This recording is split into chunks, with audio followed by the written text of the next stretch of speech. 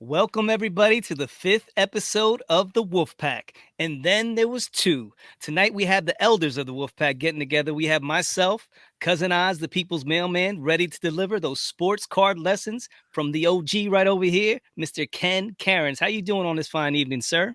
Man, I am doing great, and I'm happy to be on with you. I don't think we've really had that time to bond, so this is going to be fun tonight. I'm looking Yes. forward to it. Agreed. We got the 2 OGs. We're the oldest in the crew, you know what I mean? Yeah. So we got to Yeah, definitely well, make you're the that. oldest, right? I mean, I Yeah, of course. Yeah, I'll take that. I'll be the one. Yeah.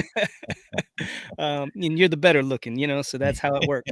yeah. But yeah, we're gonna go ahead and we're gonna drop the wisdom that the elders in the group would do. So what I wanted to do, Ken, what was funny when we were talking right before the Super Bowl, which I had no idea. Obviously Tony and I are huge Eagles fans. Anybody knows Cousins Collectibles, they know right up there. It's all about the Philadelphia Eagles. I had no idea you were a Kansas City Chiefs fan. So here we are. I'm talking smack, and then come to find out, at the time, Shane was a big 49ers fan, so I was giving it to Shane how, we spanked them. He was calling me delusional, whatever. So, and here come to find out, Mr. Ken Cairns is a diehard Kansas City fan. So I was like, "Ooh, how's this going to work out?" I going to start talking some smack with Ken. It wasn't really, a lot of back and forth. I think the whole time you were just kind of just confident. You knew what you had in Patrick Mahomes and Andy Reid and what they were going to bring to the table. And honestly, I was scared as hell because I had no idea what the Eagles were going to do when they went out there. And I think both teams, the Kansas City started a little slow. Eagles came out hot. Obviously, we know how it ended. Kansas City came out on top. But the funny thing to me, what really blew me away was the dynamic between you and your family. Talk about that. Your daughter is actually a Philadelphia Eagles fan. I need to know that dynamic. How did that go down? Yeah, so my daughter went to school down in Pennsylvania, just outside of Philly, and she stayed there after college, and she met her now husband, who is diehard Philly fan, in all sports, not just for the Eagles, but Yeah. in all sports. As you know, Yeah. Flyers, there's Sixers, some Phillies. Kool-Aid or there's something in the water. It's just, diehard. It doesn't Call it matter 4 for 4. what sport it is, and she was actually a Green Bay Packer fan, right? Oh. So to really this to through growing up and in college, she was a Packer fan, and even when they met, she would go if Green Bay came to Philly, they would be. In fact, I don't know if you'll probably remember this game. The last game they went to, Mhm. they ended up getting like 12 inches of snow Yeah. during the game. And some memorable pictures she has up there, Yeah, yeah. on hanging on the wall at home. But yeah, so they moved to North Carolina. Okay. So they're, die she dropped the Green Bay and she's She involved just went in. with the green. Yeah, went with the green. They are, and now I have my 3 granddaughters. Started with my 1 granddaughter, and then twins came along, and 3, and, during a game, whether it's an Eagles game, a Sixers game, they're just dressed. They all have jerseys and Yeah. hats, and, I was there for the, NFC Championship game, and some of the greatest moments you have with family, like when the Eagles would score and my son-in-law would get up and all of them, no matter these little kids, no matter what they were doing, they would stop, throw their hands up, and dance around the living room. I And I love said, it. that's what it's all about right there, Yeah, right? yeah, That yeah. that's how you become a fan of a Yes. team, and you don't even know what you're doing, but Right. it's being instilled in Yeah, you. those are the memories when you get older that stick with you. Oh man, I remember my dad watching the games and we were there. I was 5 years old. I had no idea what I was doing, but I was, singing the Eagles fight song and cheering, singing Fly Eagles Fly. Yeah. That's the best, man. Yeah. So well, when I was down there, I was, posting up some pictures in our Wolfpack, with the banners and Yes. even the license plate, Yeah. right? The Eagles and the Sixers license plates in Yeah, North yo, they had it Carolina. all, the whole house, Yeah. everything was Everything. all Philly. Yeah. I was Yeah. like, this is nice. And then, my son-in-law's sister lives down there, and they have 5 girls. I mean, they live Wow. literally a mile away. They have 5 girls, and you should have seen the on Super Bowl Sunday, they had them all in one place, all eagled out.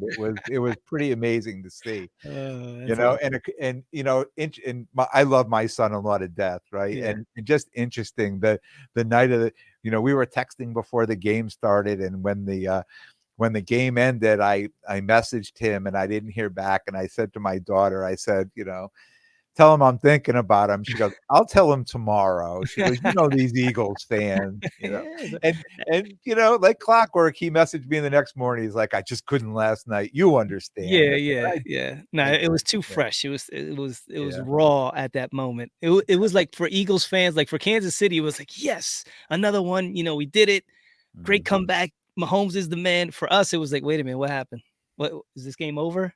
It Yeah, I'll tell you as a Kansas City fan and going into the game, and a lot of people felt this way, and I don't know if you remember that live the night before, or the Friday night before the Super Bowl, and Rob was like, "Oh, is this some kind of a pep talk for your team?" And I'm like, you know, and he was saying, everybody thinks the Chiefs are gonna win, and I'm watching the pregame, and you've got like 9 people on the screen are all Eagles, Eagles, Eagles, That's and I when I said, knew we were "Okay, losing. the Chiefs have got to win now because Yeah, everybody's picked the Eagles to yeah, win, right?" And I'll tell you, as a Chiefs fan, going that first half, and then Mahomes looking like he re-injured that ankle going in yeah. at halftime, I was like, "Oh man, this is going to be a long second half." Like I felt, as I think most people did, like this game is probably over at this point, and never count them out. Just to No, come back, and you could say what you want, but I just say it was coaching, right? yeah, I just think they out coached the Eagles. yeah. I don't think they were the same players that came back out. They just Mhm. did different things that won And I that and I game. think Patrick Mahomes, rose to the occasion. Yep. Yep. Uh, Defensively, I had no idea what we were doing, and I just, people were wide open.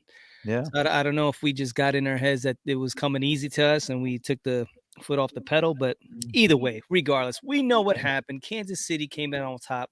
Patrick Mahomes did his thing. So what I wanted to get into, Ken, is let's talk about quarterbacks. Let's talk about coming off the season. Uh, you know, Patrick Mahomes, what's his market looking like? Is it already where it's at? Is it going to get any higher? Can it get any higher if he wins another one? Or is it pretty much everything just baked in there? And as far as quarterbacks going into next season, who do you like? And just the whole QB flip game. Tell me about that because you're kind of like a guru when it comes to that. That's your wheelhouse. Hey, Ken the what guru QB they flipper. say, failures bring success, right? So, Yeah, if you get enough L's, you you're figure gonna out a get way that to get W, some baby. But W's. that's how you learn. Yeah, yeah. But, here's the thing with Patrick Mahomes is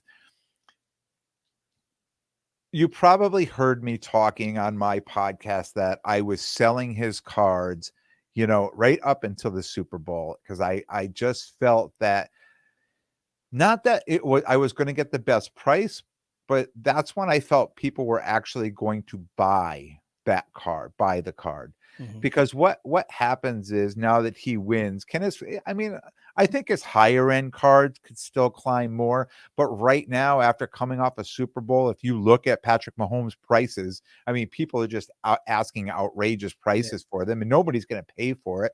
So here you have like a whole market of cards that are overpriced and nobody's really going to pay for the card. right. Um, I really felt Jalen Hurts played phenomenal.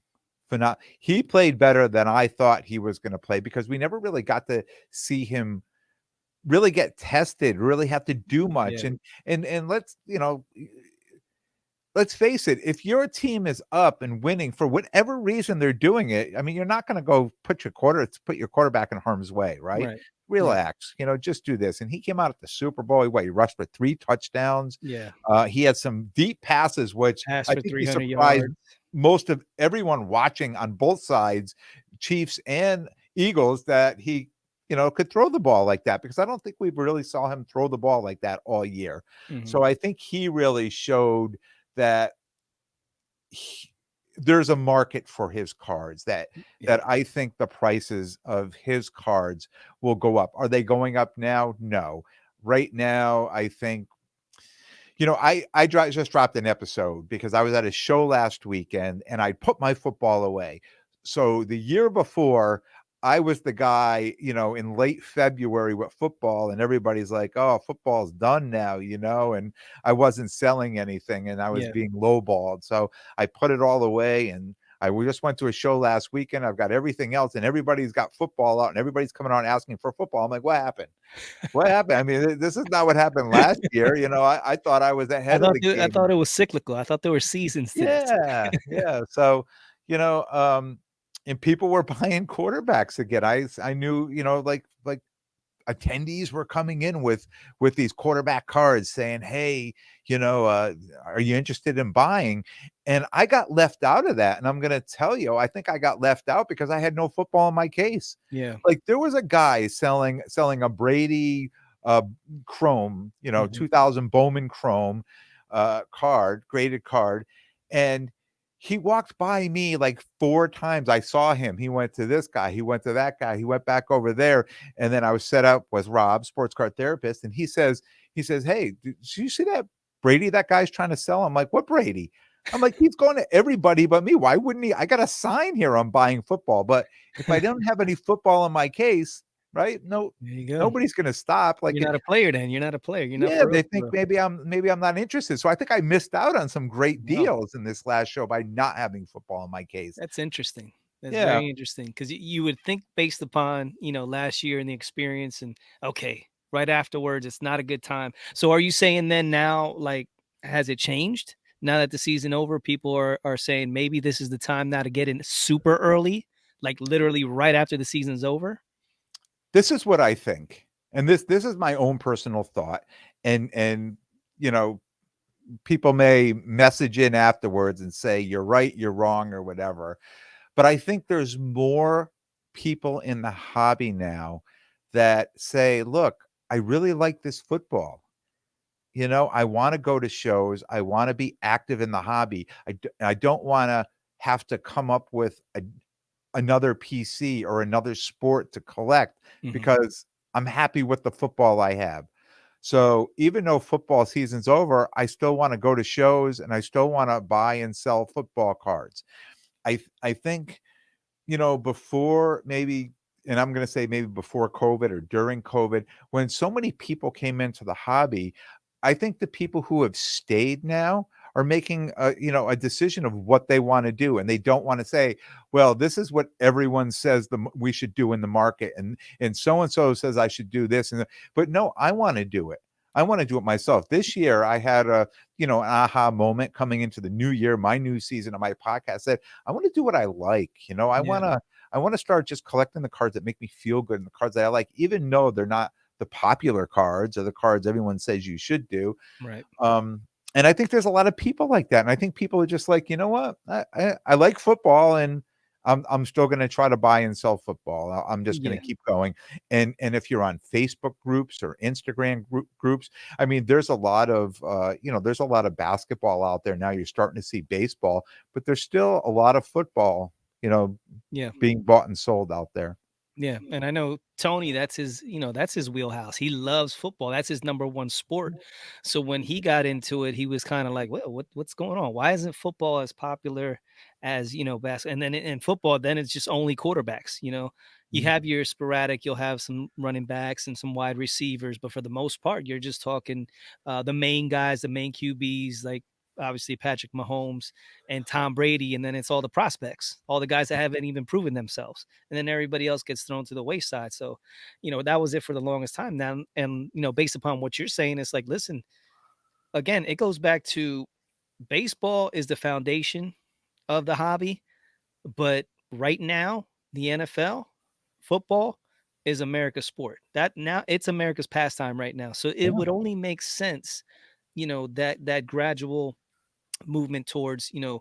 getting football up into that same echelon as baseball and basketball. Yeah. And even the cards that are coming out too, they're coming out so late.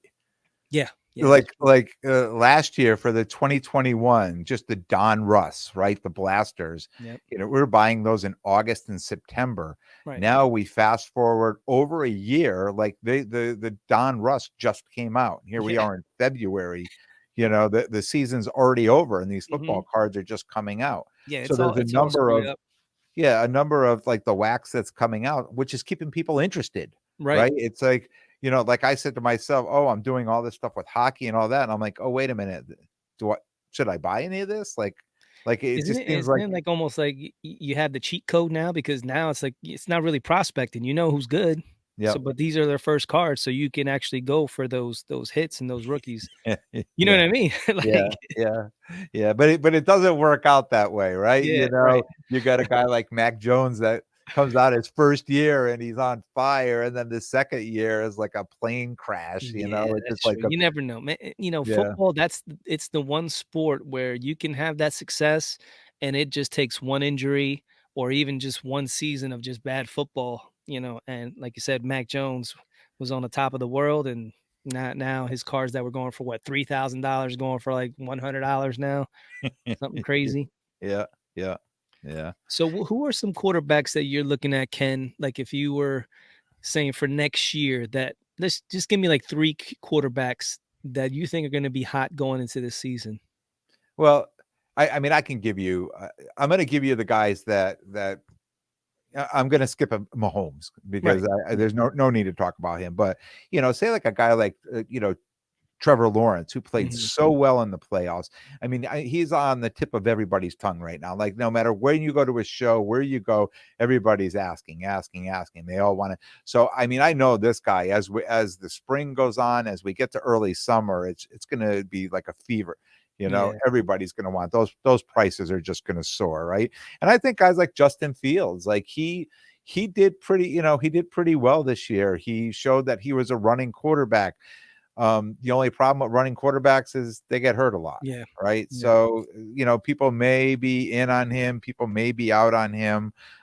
Joe Burrow, I mean, here's a guy that was, a one penalty away from going to the Super Bowl, right? Yeah. I mean, well, they would have had to win it in overtime, but Yeah, you know yeah. what I'm saying? But there's a guy like that. And,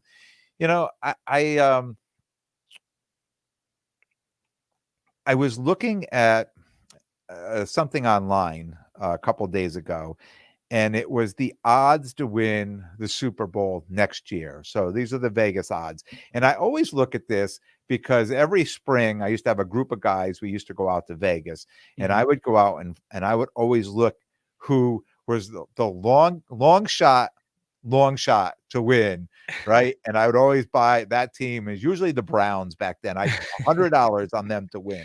And Yeah. it would pay me like stupid amount of money Yeah, yeah, yeah. if they ever won the Super Bowl. And it was more just, it was just a thing. Right. But every year I looked at that. And this year, and I'll tell you what, with Vegas, when it comes to odds, they know. Like for whatever they use, wherever they get their information, they're pretty spot on. They know when they Yeah. say something like what, 1 year they'll say like a team like this, and I'll look at that and I'll be like, "Oh, the Cardinals." And then the next year they're like 10-0 or Yeah. whatever, Yeah. and Kyler Murray's winning all these games, and I'm like, "Oh, well, they must have known." Like I Hey, had they no they idea don't that call was them all wise that good. guys for nothing? So the thing I found interesting in that, because it lists the AFC, the NFC teams, and of course it had the Chiefs and had them favored to win the Super Bowl again next year. Um, Second was the Bengals. Mhm. The third team was the Chargers. Hmm. And I thought to myself, the Chargers, Interesting. maybe that might be a sneaky little thing to, because they must know something, that we don't, Now, right? they, So coaching Herbert, wise, did they make a coaching change? I don't remember. I think their coach, you know what? It's funny. I can't answer that question right now. And I think their Yeah, coach I was in can't the hot remember. seat.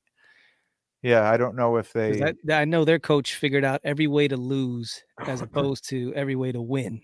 So, yeah, it just seems yeah. like they were in every game and just figured out a way to lose them. Yeah, and I mean, I think Herbert's a great quarterback. I Yeah. just, sometimes, you know, I just sometimes if you don't have the supporting Yeah. cast around you, and I play fantasy football every year, Right, and you right. see some years like this, oh, this guy's going to be great, and you go out and you draft him, and he does nothing all year, and Yeah, you're like, oh, I'm not going to make that mistake again and draft that guy, and then you skip over him, even when all the paperwork tells you to get him, and you get yeah. somebody else, then that guy ends up being the number one Yeah, guy, then he blows up. He reminds me Uh, of like a Matt Stafford type, like if everything is perfect and everything is right, obviously he can win it all.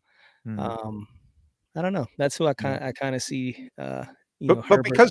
because football is all quarterbacks, right? Yeah, That's the big thing is quarterbacks. I mean, you only have so many to pick from. I yeah, mean, there's a number of them that you're not going to invest any money into, right? So now you're looking at guys from 2017, rookies that were in 2017, 2018, 19, 20, 21, and now into so you're limited of the guys that you want. So everybody, we corral, right? When you're in yeah, this hobby, like all of a sudden it's Mac Jones, and then it's Joe Burrow, and then it's Trevor Lawrence.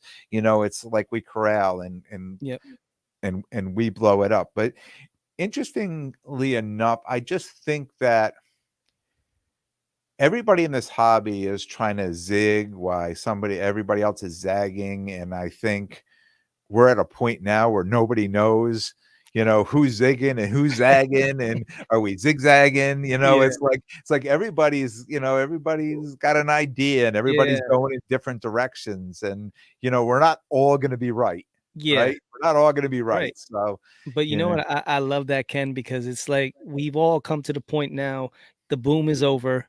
And like you said, the people that are still here, we're the ones that have stayed, and we're the ones that are, obviously doing our due diligence and trying to figure out exactly like you said, trying to figure out that way that's going to be special, and whether it'll be to curate your own collection to the best of your ability or to be be profitable when it comes to the flip game.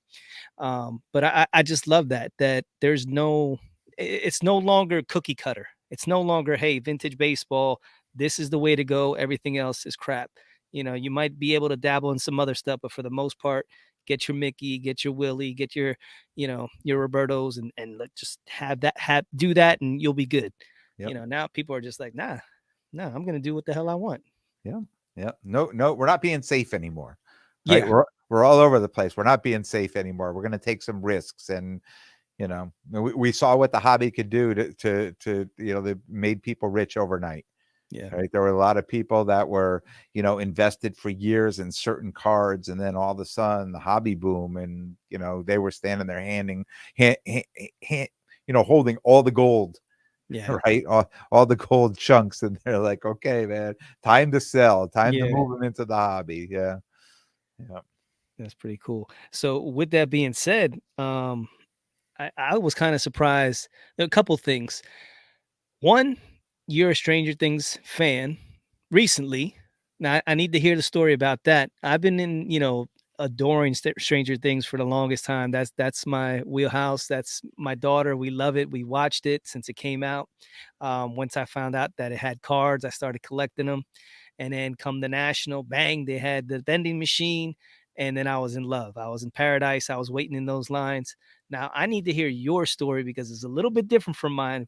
We're still right now, we kind of met up at the same point, but we took different roads. So tell me how you got involved with Stranger Things and where you're at now. So when I went to national last year, so I knew a number of people who watch the Stranger Things, and a lot of people I knew were talking about this, and oh, you must watch that. And I said, no, I mean, I'm not into it. I've got so many other things going on. I'll check it out at some point. I'll get to it. Yeah. And went to national. And when Tuesday's a setup day, and Wednesday morning is a setup day, and it doesn't actually start. I think the sneak preview on Wednesday started at 4 o'clock. It was like Yeah. 4 to 7 o'clock. So I was there. I was set up at noontime, and I was walking around, and there was an interview.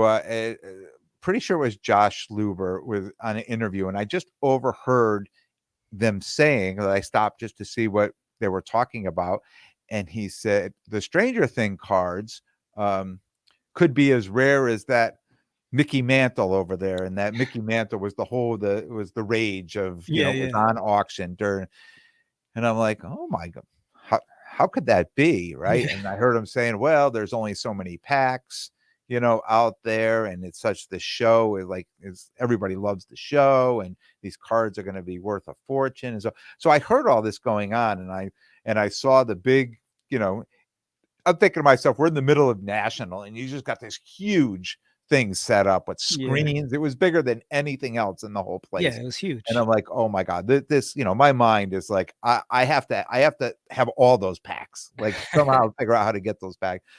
So I went over there, they were filling up the vending machines, and I'm like, "How do I get these?" And they're like, "Oh, no, tomorrow morning, you have to be here, wait in line." And of course, I had a table. There was no Yeah. way I could be waiting in line over there. But fortunate enough, our table was right across from, where this thing was set up, and kids were coming around with the packs in their hand, and I just started buying the pack. I'd say to the kids, I'll pay you cash for the if you didn't open the pack, I'll pay you cash for it." I was even just trying to buy the cards that people had already opened, but Yeah. then the kids were like, "Oh, hold on a minute," pulling out of their pocket, Yeah. all bent in half and stuff. I'm like, "Nah, I'm good, I'm Nah, good." nah, nah. But, yeah, and then one of the kids I remember was a little entrepreneur. He went to go find all his friends to say, "I got a guy paying, don't open your pack the next day. Don't open your pack. This Just guy's take it paying to that cash." guy. So, and, so I like, honestly, when I say honestly, I had no idea who the characters were. I didn't even open the packs yet, right? I just Right. took them, and it wasn't till I got home till I did the whole research, 18 cards, who are all the people, and within a day or 2, I started watching it, and it took me about 7 days to binge all 4 Oh, seasons. wow. I was absolutely hooked. I knew who everybody was. I knew who the Uh, cards were. I could talk Stranger Things to yeah, other people, and that's yeah, and then, awesome. a few people, I think in August, the, the Terrytown no, it was the East Coast National show in Mhm. August, so, um, my guy John from Behind the Diamond, I'm talking to him, I said, "I'm trying to find these cards." He goes, "Oh, I know this guy's got a whole bunch of these cards." And I'm like, "Well, just tell him I'll buy him." And he showed up with a handful, we made a Uh, deal, and, so before you knew it, I had the 18 card set. I yeah. have about 10 unopened packs, and I have Oh, about wow. six extra cards, so all the singles are all at PSA getting graded, and, Nice. So that's ready to pop soon, right? yeah, yeah, Yeah. real soon, like, it could be now, I could check my phone, that's how soon it could be. It's been Nice, been nice. in QA, Q check 2 for, So like, as of right 14 now, you days. just have the 18 card set, right, at PSA? Yeah, yep, Yep. yeah, Now you yeah. never got the, redemption card, right? No, I Yeah. didn't, and that's why, like, I have the sealed packs, and I don't even know what the chances are that I would have a redemption card in there, but I didn't wanna open the packs. I just kinda wanted to see where this thing went. Yeah. Sometimes you get these packs are worth more Unopened. unopened, so I'm just kinda seeing Yeah, where it goes right now. from what we were told, there was 11 redemption cards, play on the whole 11 being the main character of Stranger Things. So there was 11 total. Now, I think up until the last day, um, which was Saturday, I believe, there was only like 4 that had been pulled. And then my daughter and I, we got in line first thing in the morning, and she actually picked the number and picked one of the packs that had a redemption card. And Ken, it was literally a guy before me, myself, and then a lady after me. All 3 in a row hit redemption, redemption, redemption. So they must have had like the 7 redemptions and then just put them in. You know what I mean? Like right there, and people were just pulling them left and right. So I don't know if they were all pulled that day, but Mm, I know it was just a flurry of activity with the redemption card. So if there was truly only 11, from what I could tell, 7 to 8 of them were pulled, during the national, maybe more. yeah. I know there was some talk that there was missing boxes, Yeah, somebody a had stolen boxes. and then I was only home from national, like, 2 days, and then on eBay, somebody was selling the whole 18 card set. I'm Yeah, like, "Well, maybe they're the guy who took the yeah, boxes." it would make sense, you know what I mean? Yeah.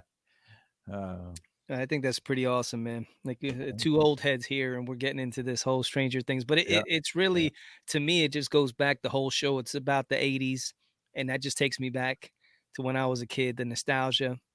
And then Yeah, it's funny because my daughter's 11 years old, so she can get into it because of the kids.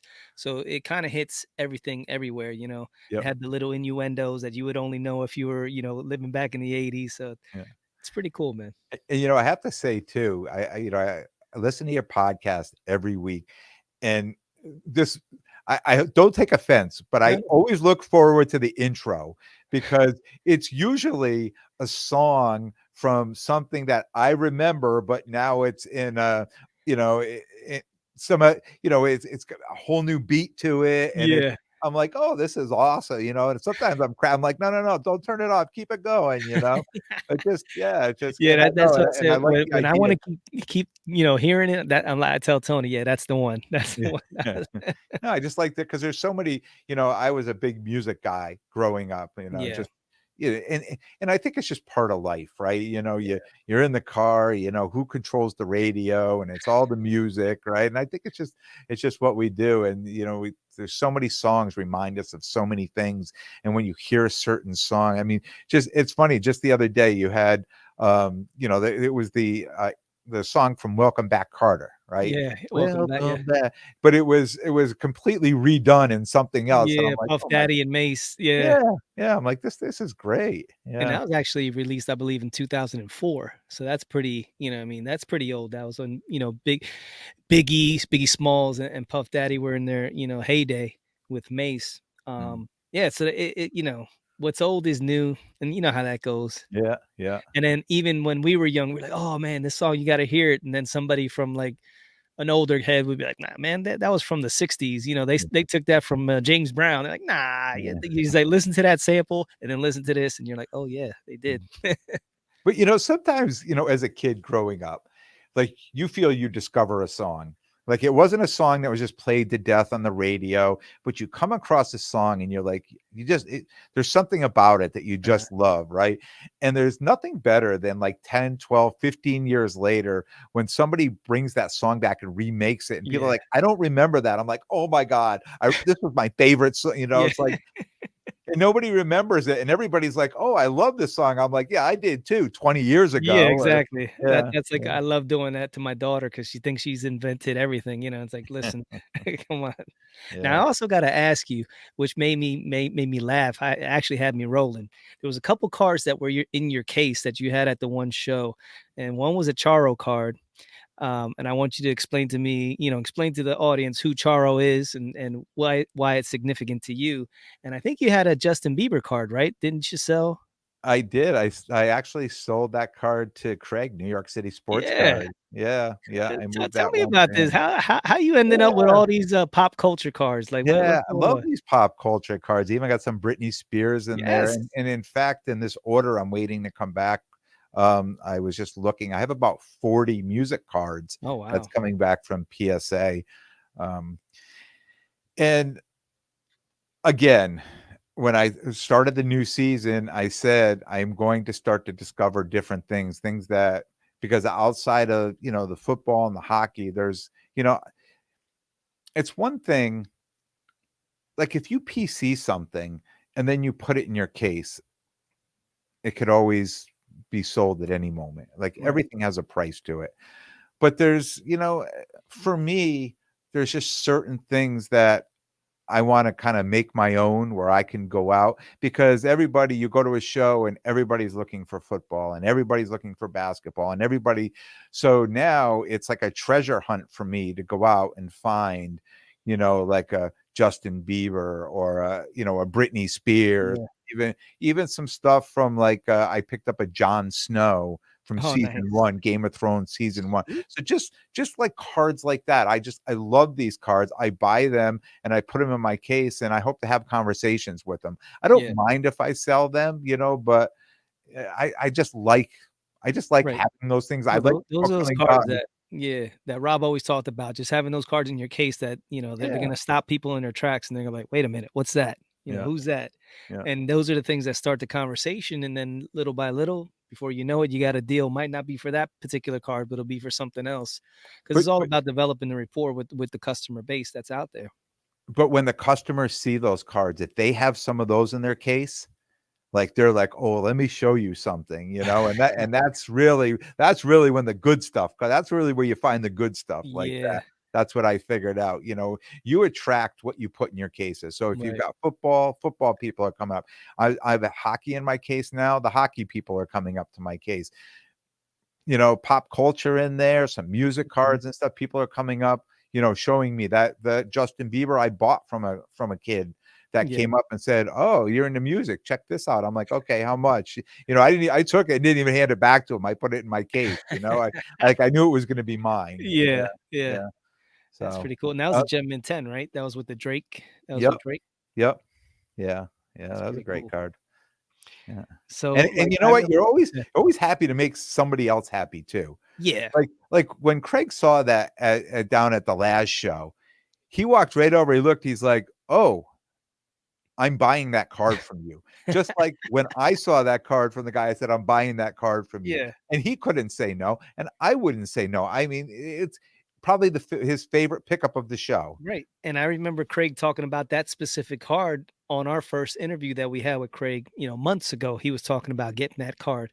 So when Mhm. I seen he had it and then I found out he got it from you, I was like, mind blown, like, "What's going on here?" Yeah, yeah, That's pretty yeah. cool. Now, I wanted to get into like the way you like listen, setting up at shows, this is what you do. For me, I've set up a couple times, gotten the experience, but I wouldn't say, it's something that I do all the time. But I have the experience and what exactly you were talking about with my cases. It was real eclectic. So I had my basketball, even had some baseball, but I had a lot of pop culture. Had my Iverson collection in there, the rare Iverson. So I had a little bit of everything going on, and man, people were stopping left and right. They couldn't believe the things, and especially being in Philly, having those Allen Iversons that were real rare. And that's, I'm assuming, like if you're up in Boston area, if you had the Boston Celtics or, something like that, or obviously Tom Brady, people are Mhm. going to be attracted to those specific cards. So tell me about when go to a show, like what's your mindset, man? Like, you don't have to get like too crazy. I know you got some things coming out, but like, how are you setting up at a show to maximize what you're trying to do? Well, I always say know the show, right? And I try to know the shows. Um, there's probably no wrong way to set up for the show, and there's probably no right way to set up for a show. Mhm. But as long as you're thinking ahead and knowing where you're going to be. I know I do a lot of Laz shows, which is in New Jersey. So if I'm going to have hockey, I'm going to put a lot of Devils cards in there and maybe a couple Rangers cards because I got New York people coming, Mhm. maybe some Islanders cards if I have them, if it's for hockey. If it's for football, some Jalen Hurts or Danny Dimes or just whatever the local player is, because that's Mhm. where you're going to find most people they collect, and because these are their teams, right? Yeah. So when we're up in Springfield or I'm in Massachusetts, I'm going to have more Massachusetts type stuff in there, more Patriot stuff. That's where I'll sell a Mac Jones or I'll sell a Tom Brady, that type of thing. So it's really just to get to know your market wherever you're going. And then, there's just can't go wrong with goats, right? Yeah. If you're prospecting, you're always taking chances. Um, you could go to I could go to a show anywhere and put a Brady and people are going to ask the price. They're going to be interested in it. I could go somewhere and put a Gretzky rookie card. People are going to be interested in it. And it's just like the vintage. I mean, you see that the vintage. I mean, these guys they have their whole other lane. Yeah. These people are just showing up for the vintage, and a lot of times it's almost like speaking another language to me. Like I'm always set up with Rob, and they're going on and on about players that I only know by name, right? Yeah. But Yeah. they're really talking about, like, stuff they really did playing the game and stuff, and Yeah. I Stats. think I Oh, think that to player myself, had 500 home runs and da da da, and like, yeah, yeah. I mean, I try to learn as much as I can. yeah. I know a lot more about vintage than I've ever learned before, um, but, people ask me all the time, and I say, "I'm probably not the best person to ask because, I have a podcast, Sports Card Lessons, and I every show I'm learning something, Yeah. right? And I'm always figuring out, if I've learned 2 or 3 things, it's because probably did 2 or 3 things wrong, or Right. I didn't do them as well as I could have, Yeah. right? And Well, and that's how to you me, learn. Yeah.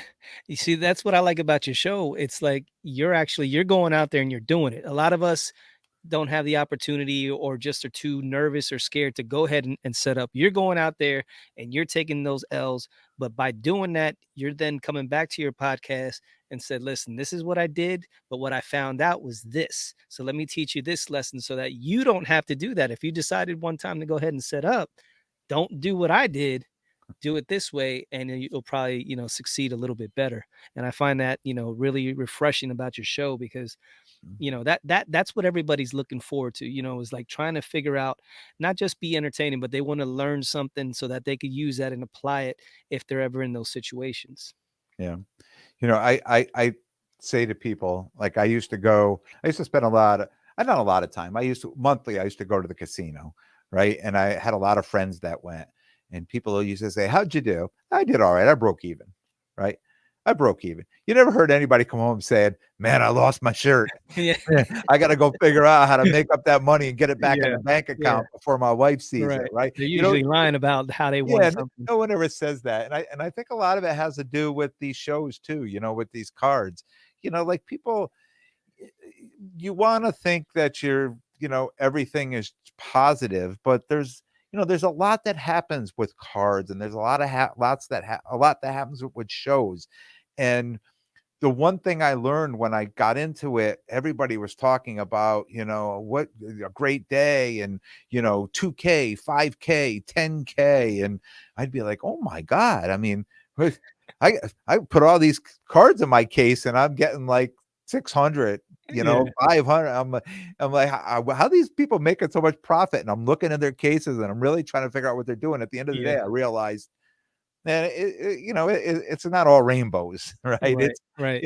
There's a lot more going on there, and then I settled in and I started, creating my own margins and stuff like that, Hmm. and I can honestly say my profit never leaves the show. It doesn't. Like, sometimes I spend my profit before the show even starts, and I'm hoping that I'm making it up on the back end of it, right? Yeah. I go shop and I show up, I see some cards I like, I'm spending, I buy some stuff, and then the show starts. I'm like, well, I hope it's a good day that Yeah. my profit equals what I just spent, things like Right. that. But I enjoy it. I'm having fun doing it, and Hmm. I live within my means, Right. right? I mean, that's probably the most important thing. Like, It's paying for itself. It's yeah, paying for itself, which is very, very important, which, you kind of fall into that trap sometimes trying to figure out how to do it. Then, you're coming out of pocket trying to keep up with the Joneses or whatever you're trying to do. And it ends up sometimes leaving a bad taste in your mouth. Now, let me ask you, Ken, like, as far as your PC is concerned, like, what would you say is like your number one, because I know you were setting up at shows for a long time and you were like really focusing on that. But like this season, you're like, you know what? I'm going to start doing some things for me and what I really like. So what is it? Are you a hockey guy now, or what would you consider yourself? yeah. It's not what, but who. Hmm. I more get more focused on the players than Ovechkin by far. I mean, I've Okay. really loaded up on a lot of high-end stuff of his. And you know what? And here's when people say all the time, if he went to 0, would you be yes, I'd Right. absolutely be happy to have it. But here's a guy is on the verge of breaking Wayne Gretzky's scoring record, That's right? crazy. And if he does, I mean, he becomes the GOAT, right? So I'm happy and happy. I'm happy to have his cards, and I'll be even happier if So do it you think that's like real? Like if he does that, do you think he's the GOAT, or is it kind of like LeBron doing what he did, but people still consider MJ the GOAT? well, I can say that when Gretzky scored his goals, it was a much different NHL. Hmm. Um, you never saw him get into a fight. He always had someone on the ice to protect him if somebody hit him too hard or got a little rough with him. Where you got a guy like Ovechkin, he'll drop the gloves. I mean, he will go out and fight. Uh-huh. There's nobody protecting him on the ice, and he's doing his thing. And I just Yeah. think, for a guy like that, I mean, I honestly think he deserves it. right? I really do think he deserves it. And when somebody else, when he came, he was a great player, but he certainly people didn't realize and look at him that he was going to be the player that he became. Right. Yeah, because when you just said that, I know Ovechkin and I know how he's been playing very well, but it's like to hear somebody other than Gretzky be mentioned as the GOAT, that kinda took me aback, so I'm like, I don't know if that's hot take Ken or if that's reality. No, but it's from a hockey standpoint, it's reality. I mean, Wow. that it's for what I just said is the absolute truth. Whether he'll ever be a GOAT or Gretzky will always be the GOAT, I don't know, but that is it's a much different NHL Yeah, that he played in. Yeah. And definitely. all those seasons, like talking about Brady, right? Playing all those seasons, like how many quarterbacks actually, can play those seasons? Not many. No, no, Not many. I mean, you always say that'll never happen, Kareem's record would never be broken, and then here comes LeBron, so it's like you can never say never. But those records and the way, even for example, like baseball, you used to watch pitchers just go out there and pitch, the whole game and go into extra innings, no problem. And it's like now you got to be out by the fifth, sixth inning. It's just like a totally different game for a pitcher, and it's like, oh, we don't want to hurt them. You're like, well, come on, man. Back in the day, they're like, yeah, but it was different, and was it? Yeah, yeah. So You know, with any sport, I think it's odd to say that it was.